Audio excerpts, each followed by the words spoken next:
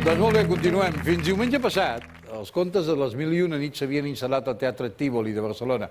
Ara, els comediants, que són els que han fet aquest muntatge, porten aquesta obra de ressons orientals i un alt contingut sensual de gira per tot arreu de Catalunya. La seva protagonista és a punt de travessar aquella porta. Senyores i senyors, la guapíssima Txell Arana.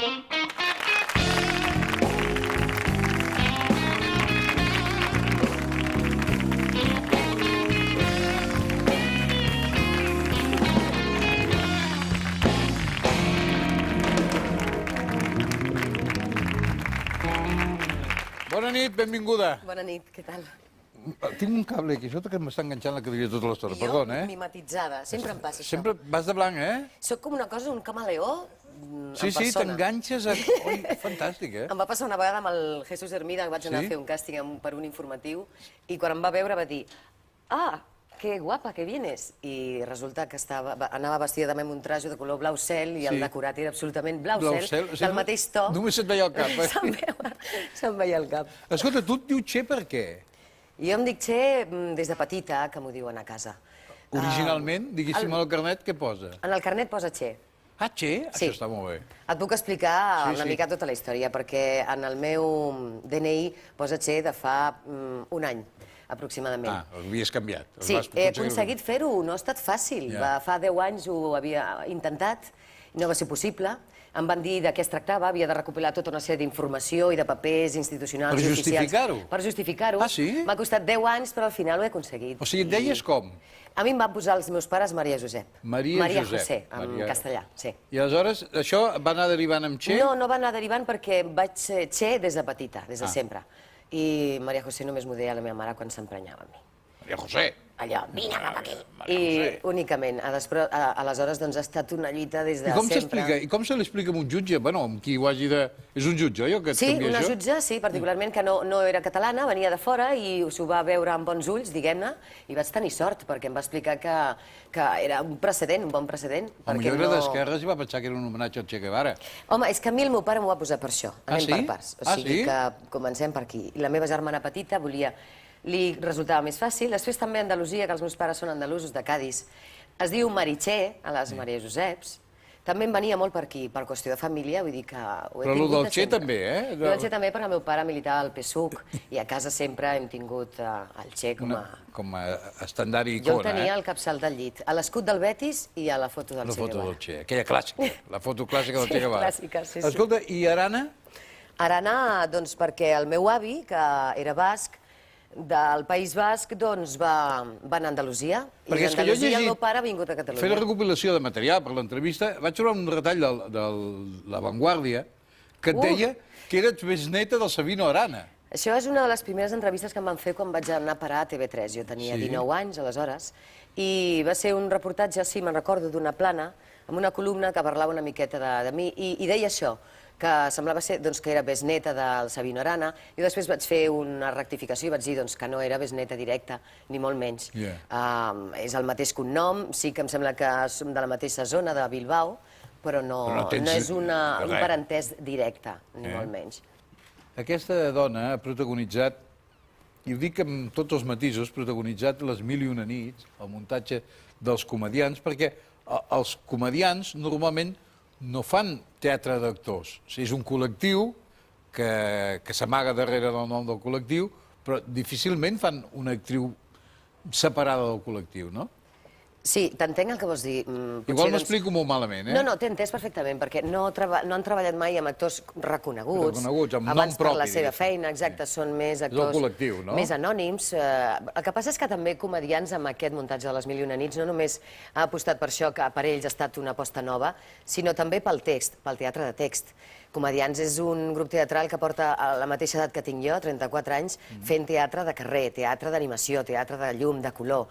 I amb aquesta història de les Mil i una nits, que era un llibre de capçalera del Joan Font, doncs li va venir de gust i va veure la possibilitat aquest any del llibre i amb tot això al voltant de poder fer aquesta obra. Una obra de text que era arriscat per ells i que aleshores també havien d'agafar un càsting jove, perquè és una obra molt física, 1 hora 40 en escena sense parar, anant amunt i avall. Mira, aquest ets tu? Sí, Sí, aquí hi ha uns quilitos de més perquè acabava de parir el meu fill i em vaig posar a assajar Això és un assaig, són assajos. Això és un dels primers... Sí, les primeres gravacions que es van fer. Em sembla que just ho vam estrenar i mira... I havies tingut la criatura, feia molt poc, aquesta criatura. 3 mesos ha nascut entre bambalines i focus de la tele i tot això, no? 3 mesos i mig, li estava donant el pit i vaig començar a assajar amb comediants. A treballar això.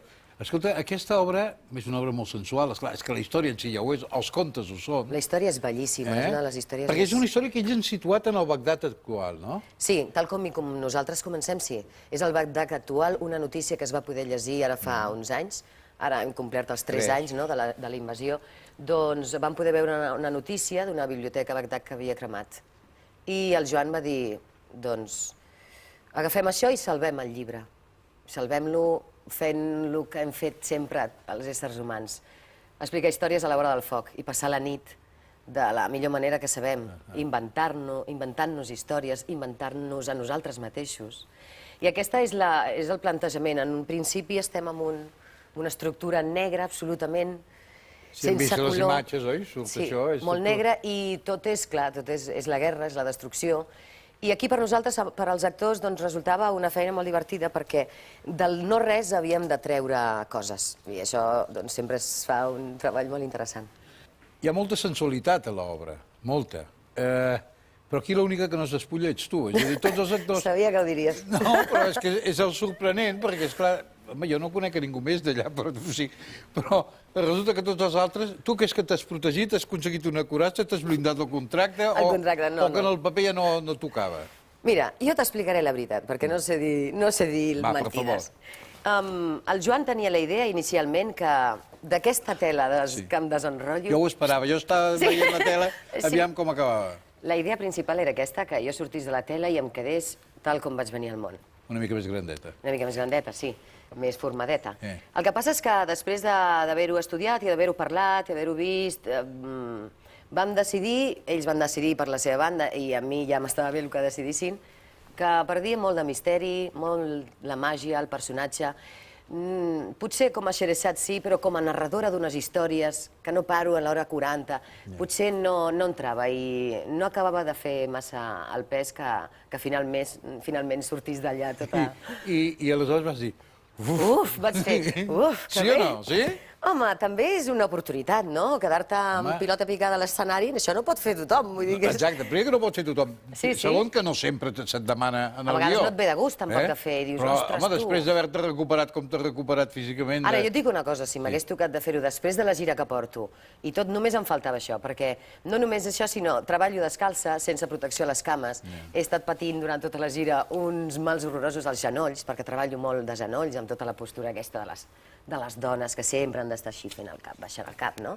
Doncs ja ho he passat prou malament. No et dic si ja no hagués portat res de roba. És estar criminal. O sigui, no hi haurà una versió per l'estranger, diguéssim, com es feia abans. No, home, tot es pot parlar, per això, vull dir, en aquesta professió, ja ho saps. Bueno, és qüestió de contractes, 19 anys portes treballant als mitjans de comunicació, tu? Ho hem estat calculant? Jo tinc 34 i vaig començar als 15 amb una ràdio a Lleida, petita, a la que vaig estar 6 mesos i després ja em van cridar de Cadena 13. Però quina és la Txell més genuïna? L'agressiva de l'Sputnik, la coqueta de la temporada que va ser el Tres senyores i uns senyors, la dolça i mesurada del de vacances, l'amable, o la pèrfida d'algunes intervencions en Culebrots? El laberint d'ombres, aquella tenia més poques llums. Jo crec que em sembla que sóc una mica a totes, i encara sóc més, sóc tot el que ha de venir per endavant. Perquè, home, és necessari en aquesta professió parlar del que has fet, però per mi és molt més interessant plantejar-me què vindrà, què puc donar de mi mateixa en el futur, en aquest món de la comunicació. El que sí que et puc dir és que em trobo tan còmode fent ràdio, com televisió, com Culebrons, com teatre. Ara les sensacions són molt diferents. Al teatre i a la ràdio tinc aquella cosa que no me la treu ningú, és la immediatesa, aquella cosa del públic aquí davant. La televisió m'hi sento com a casa perquè sembla que jo hagi crescut en platós de televisió. He fet molts programes diferents, he fet molt de directe, cosa que m'ha agradat molt perquè abans se'n feia més de directe a TV3, concretament, i he après molt. El que he fet és aprendre molt i descobrir-me a mi mateixa. Jo no sabia res de tot això que m'ha passat quan m'hi vaig fotre en en el tema. Jo et deia abans que quina era l'autèntica Che, però també en els culebrots també hi ha una senyora ambiciosa i una mica rància la que apareix en els culebrots. Et sents còmode fent aquests papers? Diuen que fer de dolent és un molt agraït pel lector, però fer de ranci... Sí, jo preferiria sempre, clar, una dolenta, molt dolenta, no? Això ja se sap. Perdona, amb tot el carinyo, una mica de dolenta, aquest cabell negre, aquestes celles marcades, m'entens? Aquest color blanc i negre, no? Però no acaben de donar-me el paper de dolenta, allò de... Clar, no és que faci molta il·lusió dir vull ser una assassina, vull ser... No, però algú allò amb mala bava, no? Sí. En Jordi Díaz va ser aquí fa poc i ens va dir que és possible que alguns personatges antics del cor de la ciutat siguin recuperats a la sèrie. Tu has sentit a parlar d'això? És una possibilitat que em sembla que sempre s'ha tingut en compte. Bueno, tu saps perfectament, tu has entrat a la nova etapa del cor, no? Sí. Hi havia uns altres personatges, un altre barri... Han estat venint, de tant en tant han anat caient, fent visites, al Peris, amb aquest, a l'altre... Sí, i el David, que ara també... Això és per anar tantejant el terreny, aviam si tornen a incorporar-se? Des d'un principi van dir que primer passaven a Sants i després ja veurien. Nosaltres ens hem anat fent la nostra feina, a pesar que molta gent al carrer ens ha dit ui, no, perquè ens agradava molt més abans. Sí, això també ho he sentit a dir, jo. Sí, moltes vegades. I l'altre dia ho comentàvem amb el Jordi Díaz, també, que la gent li diu ens agradava molt més quan hi estaves tu. Sí, què passa, ha davallat l'audiència o no? No. A mi em sembla que no és problema d'audiència perquè l'audiència ha funcionat molt bé.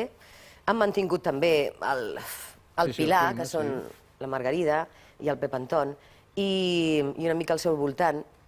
El que passa que, clar, des del principi s'ha dit, ha estat una aposta arriscada i no sé com acabarà o com anirà. No sé si tindrà un final feliç. No la sèrie en si, sinó l'aposta arriscada d'haver canviat d'escenari, d'haver apostat per altres actors, que actors possiblement, encara que siguin nous, saltaran i entraran de nous. Això de les sèries és... Això dels culebrons és com així. El tema de la setmana, i havíem parlat amb l'alcalde fa una estona, és el Magro Botellón, que s'ha viscut a Barcelona. Tu amb 10 anys menys i sense compromisos familiars, vull dir, no, una criatura petita... Dos, tinc 2 fills. Però un ja és gran, no? Home, gran, té 8 anys. Home, sí. És una nena... Bueno, farà 9, també és veritat. Una nena? Una nena de 9 anys i el nen que té 16 mesos. Ja n'hem parlat. Jo això del Macro Botellón, de totes maneres, mira, a mi les massificacions mai m'han agradat. No et diré que jo... Tu la beguda t'agrada sola i a casa. Això jo... No, tampoc. Si no és molt avorrit, és molt trist, no? És però doncs amb amics, però pocs amics, sí, exacte. No, no pot ser. Jo crec que... Perdedor, la imatge de perdedor. Sí, de perdedor, allò. Ai, no em tornaran a trucar, socor. La qüestió és que jo, a la meva edat, això del macrobotellón... Jo me'n recordo que fèiem una mena de trobades i justament a Lleida ho fèiem davant de la Policia Nacional. Sí, allà, darrere de la Seu, davant de la Policia Nacional. I davant d'ells, allà mateix. I bevíem, i això no era tampoc molt multitudinari, érem petit. I ho vaig viure uns anys, als 16 anys de la meva... 16, 17 anys. Però, clar, les dimensions que ha agafat això ara, no... Vull dir, no m'enganxarien a mi. No m'enganxarien, no. Preferiria anar-me'n amb un grup d'amics a fer una festa, a qualsevol lloc, però això d'estar bevent al carrer així, no sé. Ara, els temps canvien. Che Arana deia, bona gira amb els comedians, una experiència absolutament nova per tu, gratificant, fantàstica, divertida, i veurem què passa també en el cor de la ciutat, no? Sí, i després, doncs, a veure què passa, no sé, per altres bandes. Per altres bandes. Però s'acaba aviat, això, la teva participació al cor de la ciutat? No ho sé. No ho saps. No ho sabem. T'ho poden dir demà mateix. Ah, sí? Sí. Poden dir demà i et quedes així de pasta de boniato. S'ha acabat. Ai, ràpid, doncs ara ja hem de començar a trucar. A buscar representants que es moguin. Però vaja, en aquest país, per sort, es fa molta producció de sèrie. Encara estaria bé de fer-ne més, no? Però vaja. La qüestió és, doncs... Falta cinema. Aprofitar el moment. Potser falta una mica de cinema. Ara em faltaria fer una mica de cinema. Doncs vinga, sí, ara podríem... Un paper dolent. Dolent vull dir de persona dolenta, de cruel. Sí, molt dolenta, a veure. A la Che Arana. Gràcies, Che Arana, i fins a sempre. Gràcies.